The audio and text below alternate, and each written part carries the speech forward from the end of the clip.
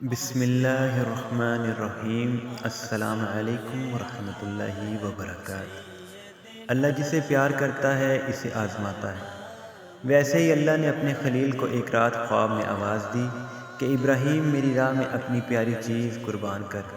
حضرت ابراہیم کے خواب کے بعد جیسے ہی بیدار ہوئے، سوچا کہ نبی کا خواب تو وحی کی مثال ہوتا ہے۔ اللہ چاہتا ہے کہ میں میری پیاری چیز قربان کروں، تو آپ کے پاس جو اونٹ موجود تھے آپ نے سب خدا کی راہ میں قربان کیے اور اللہ کا نام لے کر شکر ادا کر کے آرام فرمانے لگے۔ جیسے ہی آرام کرتے ہیں، خواب میں پھر سے آواز آتی ہے، ابراہیم اپنی سب سے پیاری چیز میری راہ میں قربان کر۔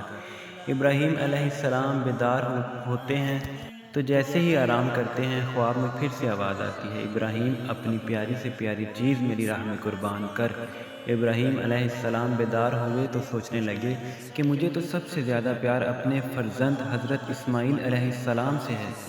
جیسے ہی یہ خیال حضرت ابراہیم علیہ السلام کے ذہن پر آیا، آپ نے ارادہ کر لیا تھا میں اس کو راہ خدا میں قربان کروں گا۔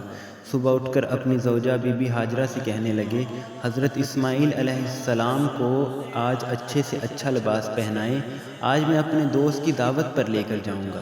بی بی ہاجرہ خوش ہو کر بیٹے کو تیار کرنے لگی اور اللہ کے نبی ابراہیم علیہ السلام حضرت اسماعیل علیہ السلام کو لے کر قربان گاہ کی طرف جانے لگے۔ اتنی دیر میں شیطان آیا، بی بی ہاجرہ سے کہنے لگا، آپ کے بیٹے کو حضرت ابراہیم علیہ السلام کسی بھی دوست کی دعوت پر نہیں لے کر جا رہے، بلکہ آج آپ کے بیٹے کو حضرت ابراہیم علیہ السلام ذبح کر ڈالیں گے۔ حضرت بی بی ہاجرہ نے پوچھا کہ وہ اپنے بیٹے کو کیوں ماریں گے؟ حضرت ابراہیم علیہ السلام شیطان کہنے لگا، حضرت ابراہیم علیہ السلام نے اللہ کی طرف سے خواب دیکھا ہے، بیٹے کو قربان کرو، وہ اللہ کے لیے تمہارا بیٹا قربان کر دے گا۔ یہ سنتے ہی حضرت بی بی ہاجرہ فخر سے بولی، اے شیطان، تم پر اللہ کی لعنت ہو، اگر میرا بیٹا اللہ کی رضا کے لیے قربان ہو رہا ہے تو اس سے بہتر میرے لیے فخر کی بات کیا ہوگی؟ میرے ہزاروں بیٹے بھی اللہ کے نام پر قربان۔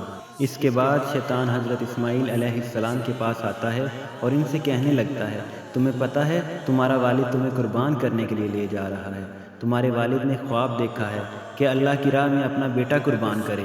یہ سنتے ہی حضرت اسماعیل علیہ السلام فخر سے بولے کہ اللہ کی راہ میں مجھے قربان ہونا پڑے، اس سے بہتر میرے لیے کیا ہو سکتا ہے؟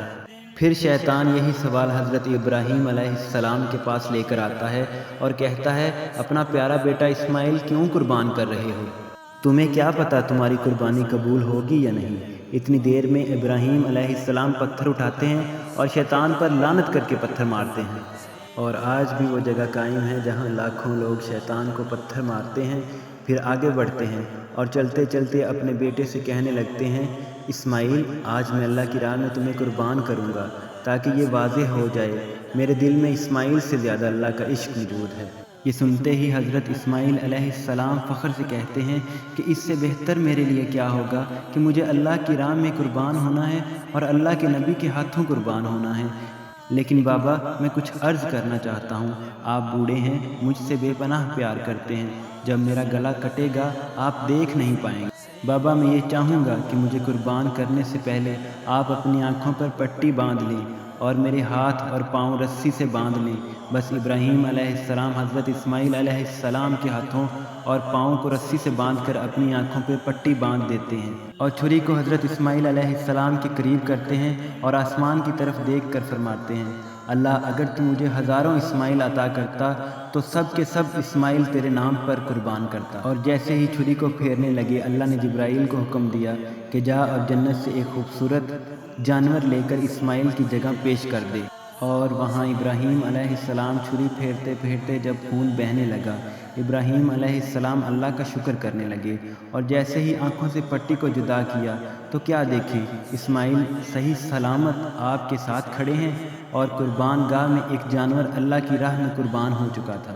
پھر غیب سے آواز آئی، اے ابراہیم، تیرے اس عمل کو تا قیامت یاد رکھا جائے گا اور تیری اس سنت کو ایمان والے ہر سال یاد کریں گے اور اللہ کی راہ میں قربانی پیش کریں گے۔